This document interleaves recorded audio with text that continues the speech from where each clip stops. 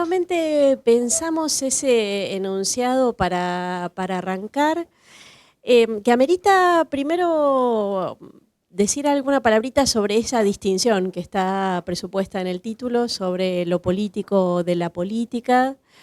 Nos parece que esa distinción sirve para pensar cosas de la escuela en relación a que habitualmente la política está más clásicamente asociada a instituciones, a representación, a formas de construcción institucionales y demás.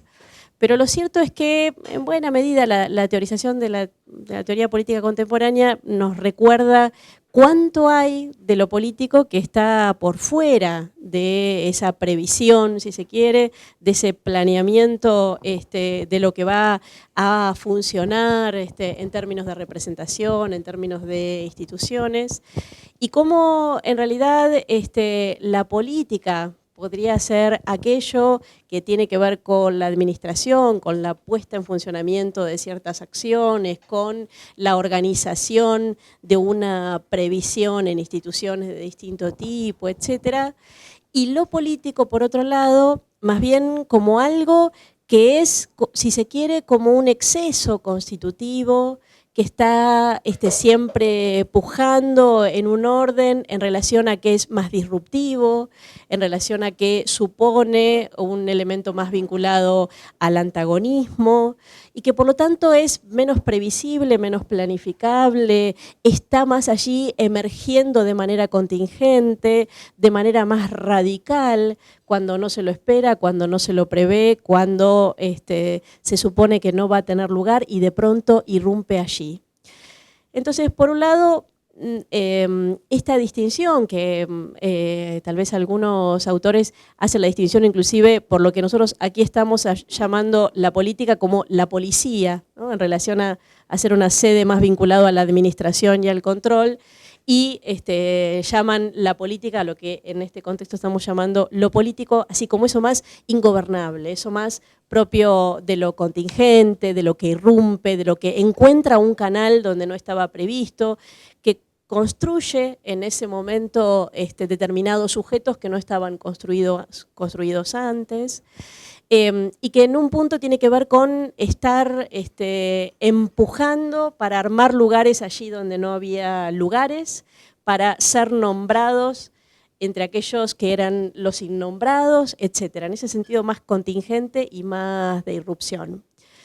Y vale la pena pensar qué pasa con esa característica así más disruptiva, más antagonista, fuera de lo previsible, más del evento que irrumpe inesperadamente, en una institución que ha tenido entre sus mandatos, entre sus funciones, entre sus expectativas, prescribir, ordenar, organizar, observar, hacer una secuencia, por un lado, y que además también tiene entre sus imperativos que el conflicto no tenga lugar, que el conflicto tenga que evitarse, que el conflicto es la manifestación de que algo está funcionando mal. Esa dimensión de lo político y poder mirar cómo irrumpe de maneras inesperadas en lo escolar es bien relevante. Y por otro lado, la política, o lo que algunos autores dirían la policía, en el sentido sí de la formulación de acciones, de las traducciones que las formulaciones políticas más generales tienen y cómo van tomando un cariz particular en la formulación, en la concreción, en ese amasar más concreto de la previsión de qué es lo que va a suceder y cómo canalizarlo en las instituciones, y luego efectivamente qué pasa en las instituciones y en la escuela en particular, que es la que nos preocupa con esas traducciones, ¿no? Esa traducción de las políticas. Bueno, lo que me gusta de la conversación, yo había leído que la conversación es algo así como intercambiar, tomando y haciendo lugar a lo que viene del otro, ¿no? Entonces, dice la definición, dice algo así como discurrir sin querer agarrar al otro, ¿no?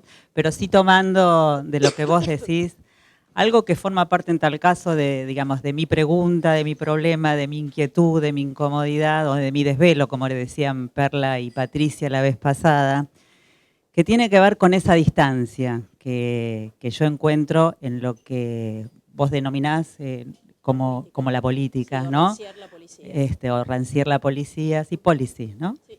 En relación a, bueno, estos cuerpos normativos escritos que están, que prescriben, como no podría ser de otra manera, ¿no? En una nación, en un país, un cuerpo normativo que indica los lineamientos generales a llevar adelante, en este caso, en las escuelas, y las distancias que uno observa que existe entre este cuerpo normativo y lo que pasa adentro de las escuelas. En el sentido que, como vos decías, una política prescribe, da forma, moldea de antemano, prescribe los modos de proceder, digamos, a grosso modo, ¿no? Los grandes trazos de cómo proceder para educar a los niños, a los adolescentes, a los jóvenes, y en muchos casos, una gran cantidad de casos, casi no me animo a generalizar, pero podría dar cuenta, digamos, por el andar por las escuelas, digamos, las distancias oceánicas, ¿no?, que existe entre lo que prescribe la ley y lo que pasa adentro de las escuelas. Y en realidad mi desvelo, además de la distancia oceánica que encuentro entre un texto normativo y lo que sucede adentro de las escuelas, es el temor y el cuidado que habría que tener en que estas distancias no queden cristalizadas como el déficit, es decir, como lo que no hay, como lo que no se presenta, lo que falta, lo que los chicos no traen, lo que la familia no nos acompaña, ¿no? Entonces, la vez pasada me acuerdo que justamente Perla y Patricia daban cuenta de este interjuego entre la macropolítica y la micropolítica, ¿no? Y bueno, un poco conversar con vos, digamos cómo lo estás pensando, cómo lo vas viendo, porque estamos ante un escenario inédito de educación, diría yo, en la Argentina, que tiene que ver con tener una ley de educación con la cual siempre podemos hacer nuestras críticas, podemos tener nuestros comentarios, pero creo que es la ley más abarcativa y justa que hemos conocido en relación a la educación y a cómo pensar el sistema educativo. Tiene, digamos, tiene un cuerpo textual, la letra, que da cuenta de un amplio espectro inclusivo desde su fundamentación, incluso desde sus regulaciones intermedias, como las recomendaciones del Consejo Federal. Pero me sigue quedando larga la distancia entre aquello que dictan estos textos y lo que está pasando en las escuelas. Sin generalizar tampoco, porque también es cierto que si nosotros perdóname, redondeo esto, que si nosotros recorremos las escuelas, digamos, el sistema, perdón, en sentido inverso, y empezamos por las escuelas, también encontramos experiencias maravillosas que también sabemos que han devenido en política pública. Sí, la verdad que en nuestra historia, y no porque sea una cosa excepcional de este país, pero lo cierto es que en un punto las leyes, por ejemplo las leyes así más abarcativas de educación, apenas formuladas ya suenan a poco, o sea, ya hacen notorio, digamos, cuántas otras cosas no previstas, no contempladas, o la insuficiencia para cubrir. Y además siempre han generado mucha discusión, mucha interpelación entre los actores del sistema educativo. Digamos, sin referir a la Ley Federal de Educación del 93, que ya que tuvo efectivamente una confrontación y una resistencia y una significativa presencia pública. No tomando ese caso, que es más cercano, ya cuando se formuló la ley 1420, la que para nosotros fue durante mucho tiempo la ley que regía la educación, y para nosotros es como un simbolismo muy fuerte, que en realidad remitía solo a la educación básica, ¿no? Ya cuando esa ley se está formulando, buena parte de los actores, por ejemplo los inspectores nacionales y demás, en el contexto de la discusión de esa ley decían, pero ¿es necesario formular una ley cuando todavía no hay escuelas en todos lados, no hay maestros formados con los cuales educar? ¿Es necesario ir a golpear las puertas de cada casa para conseguir una cantidad mínima de alumnos? O sea, daban cuenta iban como tomando el pulso de la escolarización y sintiendo que en realidad la ley era extemporánea, que parecía que no iba a venir a ordenar una realidad que la excedía. O sea, uno puede, por un lado, sentir que la ley establece un parámetro y, sin embargo, la cotidianidad de las instituciones va por otro lado. Pero también es cierto que con la ley o sin la ley no es lo mismo. Que una ley, aun cuando hay una distancia significativa entre lo que debe lograr y lo que efectivamente está pasando y demás, establece un parámetro, establece una voz pública sobre lo que es esperable o lo que es necesario que suceda, y a partir de ahí, con un ritmo particular, con un ritmo diferente, con un ritmo que va concatenado con a veces cierta inercia y a veces necesidades de otro orden que la ley no ha contemplado, bueno, va armándose un magma allí respecto a prioridades, pero la ley tensa en algún sentido. Por eso, incluso también muchas veces lo hemos preguntado en relación a las reformas educativas en general, que muchas veces están organizadas en torno a leyes, si las reformas reforman a las instituciones o las instituciones reforman a las reformas. Sí, yo te escuchaba y pensaba que cuando se constituyó el sistema educativo argentino y pasados los años y las décadas, a mí me gusta pensar que, digamos, que la obligatoriedad de la escuela, por lo menos primaria, con la ley 1420, conforma el ADN nuestro, ¿no? Digamos, nosotros nacimos y nuestros padres nacieron y ya existía la escuela obligatoria, pero también es verdad que era una escuela que tenía como un patrón representacional de alumno, ¿no? Ser alumno quería decir eso, que estaba como muy pautado, como muy marcado, y había poco lugar para el margen, para jugar con el desborde, ¿no? Mi pregunta, digamos, en este momento tiene que ver con que, digamos, ¿cómo materializamos que la inclusión no se cristalice en un discurso, ¿no? Digamos, cuando hablamos de una ley de educación que sea inclusiva, que sea con calidad, estamos diciendo que todos los chicos y todas las chicas estén adentro de la escuela. Cuando estamos diciendo de calidad, estamos diciendo que no nos da lo mismo que sea de una manera que de otra, que necesitamos que los chicos ingresen al sistema educativo, pero que también permanezcan y mientras permanecen les pasen cosas importantes porque aprenden los contenidos que el Estado tiene la responsabilidad de impartirles y aprendan otros contenidos que viajan en los modos de transmitir esos contenidos. A mí me gusta decir en las escuelas que los chicos los reciben de todas maneras por exceso o por defecto. Y también, bueno, tenemos ahí, digamos, unas estadísticas que no nos son muy favorables respecto a la permanencia y el egreso.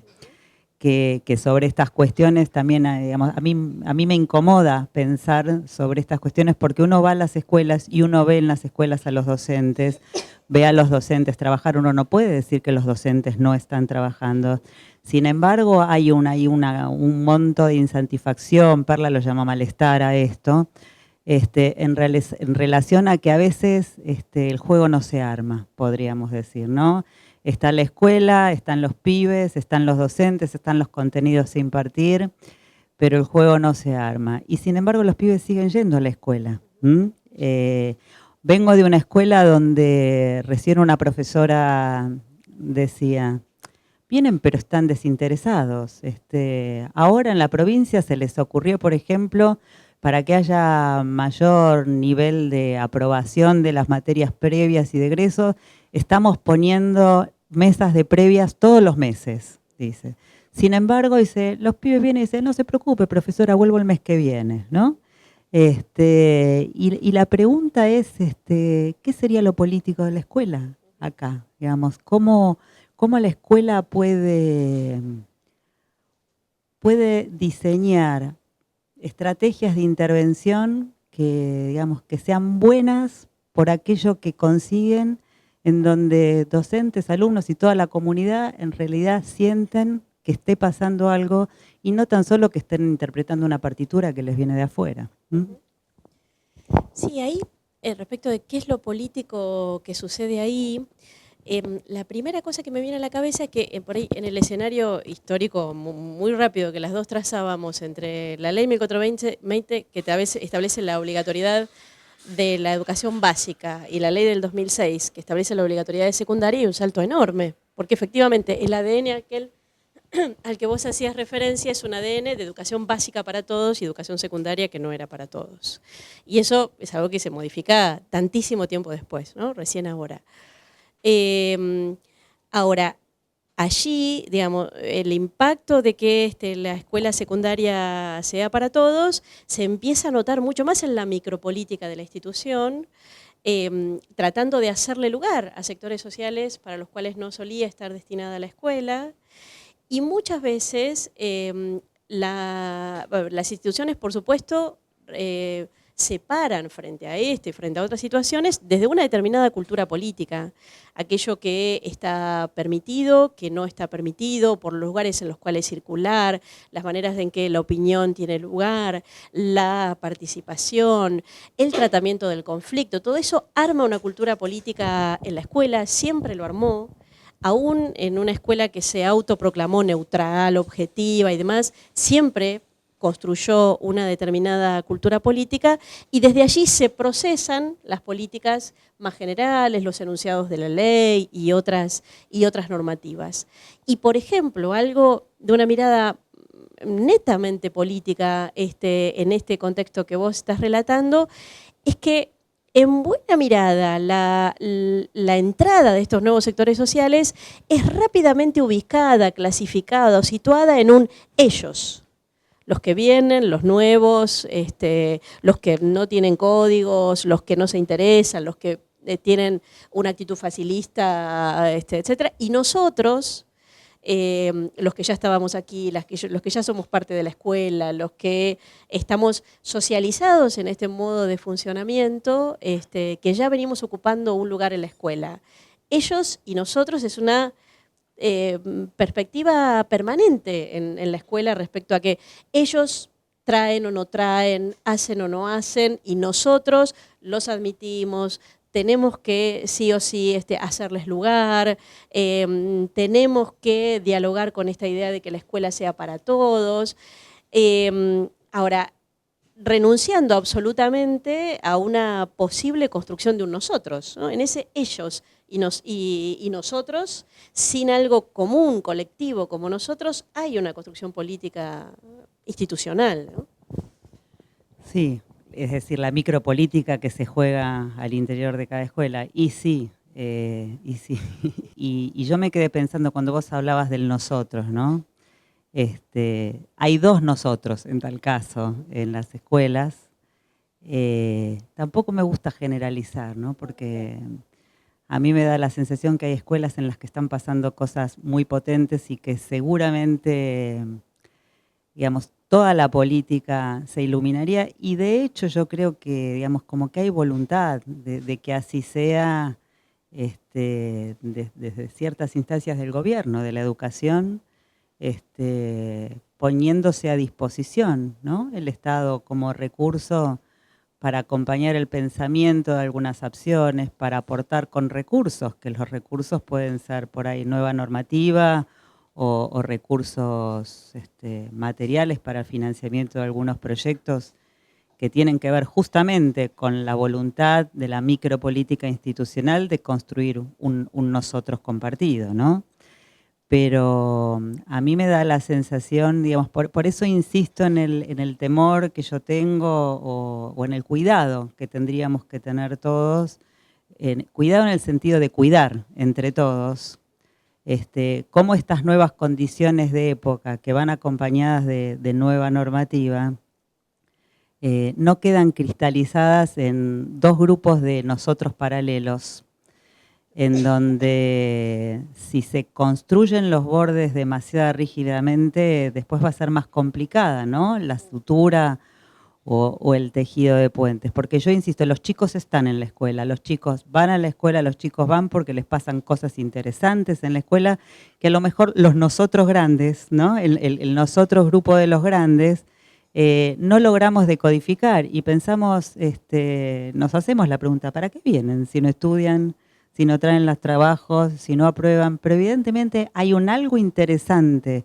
que les sucede en las escuelas y por ahí sí, digamos, sí, al ser necesariamente asimétrica esta relación, ¿no? Que nosotros, este grupo de los nosotros grandes de la escuela tiene en relación al grupo de los nosotros de los chicos, si hacemos el esfuerzo por ahí por desarmar ciertos caminos que tenemos construidos, largar alguna carga en la mochila que llevamos, como para hacer espacio y poder poblar la distancia que supuestamente nos separa, de preguntarnos, bueno, ¿cuáles son todas las cosas que tenemos en común? De hecho, hay un territorio común. El asunto es decidirse a ocuparlo conjuntamente y a poder mirar tal vez a través de los ojos de los chicos. Esto no quiere decir que en la escuela pase cualquier cosa, ni que enseñar una cosa u otra cosa da lo mismo. Pero sí, digamos, me da la impresión que acercarse a los chicos y tratar digamos, de mirar a través de sus ojos nos puede colaborar en trazar algún tipo de camino para ver, digamos, cómo podemos hacer pasar la parte de la cultura que cada quien decidió abrazar, ¿no? Sí, y sobre la cultura me parece que ahí hay una cuestión definitoria, y es que en algún punto a veces a mí una cosa que me preocupa es que todos estemos un poco desertando de la idea de educar, ¿no? Por ejemplo, en esto de que los chicos estén en la escuela y demás, pero pareciera que nada les interesa, nada les motiva, y a veces directamente no están porque desertan. Entonces, en este no estar o en un estar incompleto, las fórmulas conocidas de tratar de insistir en la conveniencia de estar en la escuela, de que la necesariedad de la escuela para el futuro, de la apuesta porque así se abrirán otros horizontes y demás, que es una racionalidad que a nuestra generación, y aún con ciertos esfuerzos, todavía nos suena con sentido, no pareciera no pareciera interpelar de la misma manera a las nuevas generaciones, ¿no? Entonces, me parece que la búsqueda por esa razón más instrumental de te va a hacer falta para futuro, te va a hacer falta para tales y cuales cosas de la vida, ya no conecta, ¿no? Hay un punto en el que ya no conecta. Y hay que poder volver, digamos, hay algo del vínculo de esos estudiantes, y estoy generalizando nuevamente, en el que parece que está obturado, hay un diálogo, lo que la escuela podría proponerles que en algún lado está interrumpido. Y me parece que la lógica instrumental no lo resuelve. Entonces, creo que hay que poder buscar, una tarea dificilísima, por supuesto, reconectarlos con la cultura, ¿no? Con la cultura en el sentido más amplio que podamos darle, ¿no? La cultura como la experiencia, como el patrimonio colectivo, algo en el que sienta que aquellas narraciones que la escuela pone en juego, porque la escuela hace eso, pone a disposición discursos sobre la historia, sobre la lengua, sobre las matemáticas, sobre el lugar de los adultos, sobre cómo convivir, etc. En las narraciones que la escuela pone en juego, estén alojadas sus preguntas, ¿no?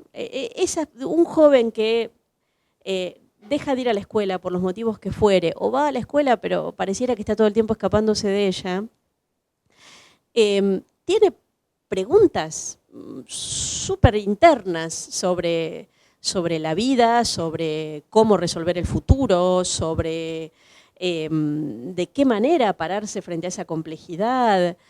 Tiene enormes preguntas. Y creo que hay una búsqueda ahí, insisto, dificilísima, de volver a enlazar, en términos de enlazar con la cultura, de poder hacerle sentir su sabor, ¿no? A la vez que también hacerle sentir que son dignos legatarios de todo ese patrimonio cultural, que no es algo que les es ajeno, que les pertenece por derecho significa reconocerlos que van a poder hacer algo productivo con eso, que lo van a renovar y que eso es parte de la producción cultural, poder volver a generar conexiones que los inscriban nuevamente en ese diálogo con la cultura, dado que las razones más instrumentales parecen ya no interpelar, no ayudar en esa reconexión que muchas veces nos parece tan débil, ¿no?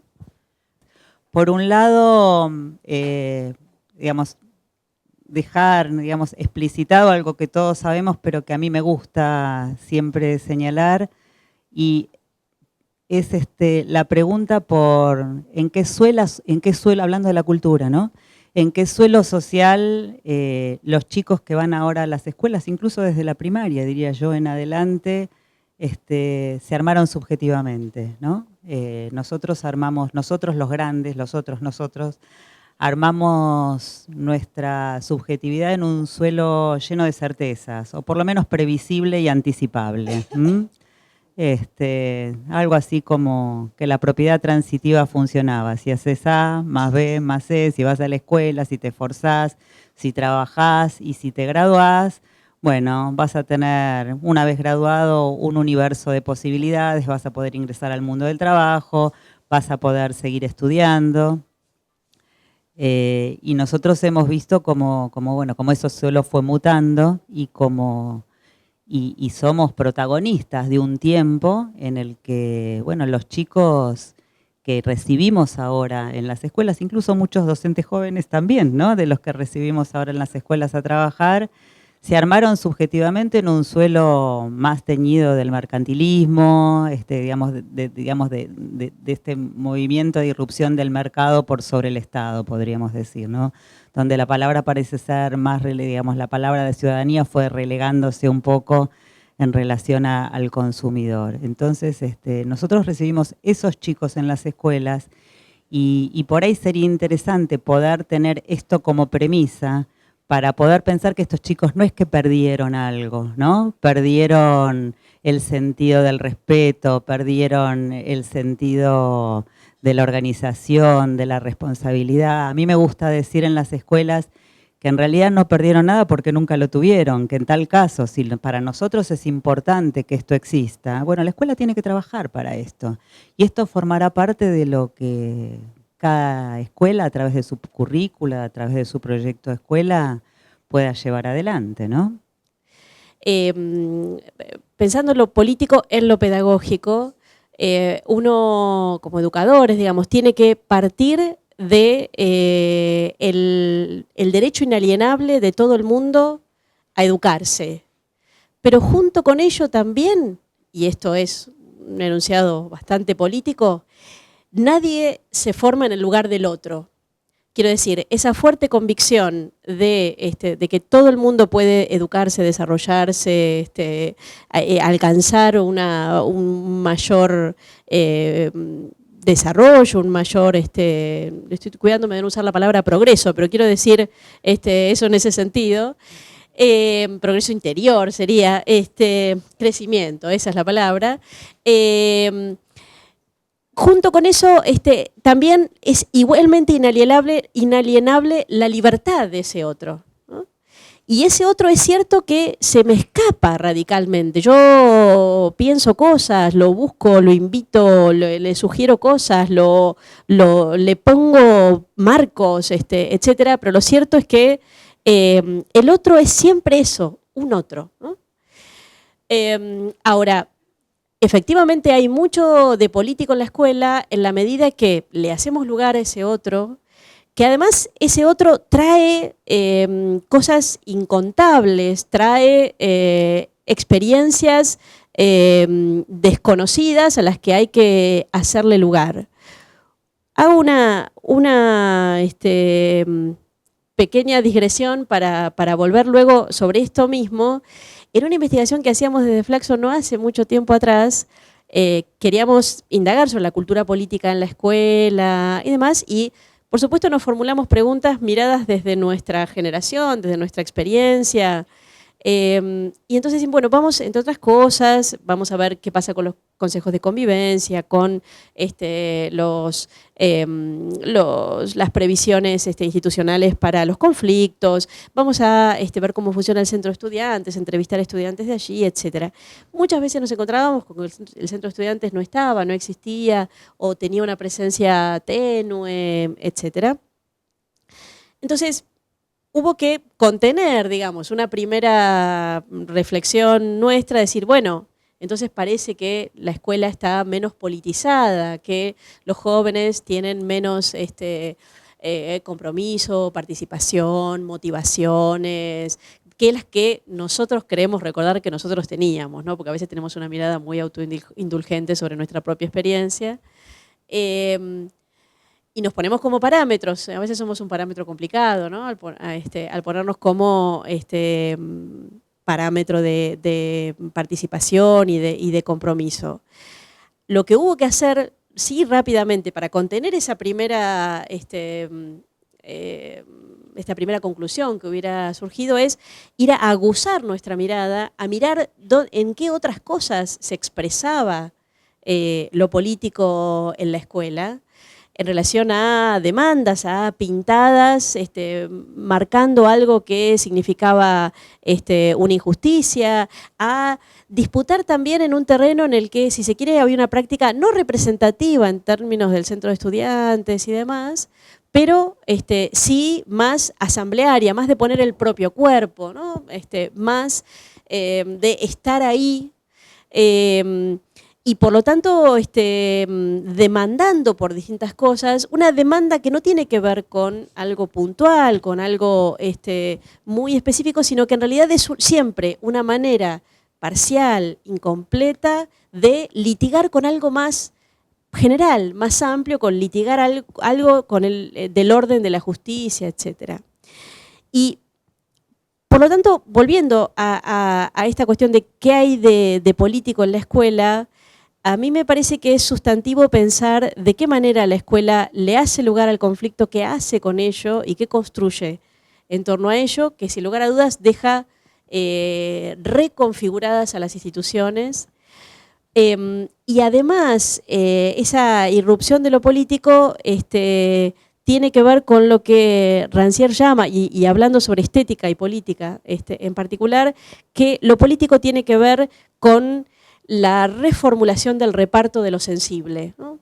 En ese sentido, allí está la política, en nombrar a los innombrados, en hacer que forman parte los incontados y en una redistribución del mundo de lo sensible, ¿no?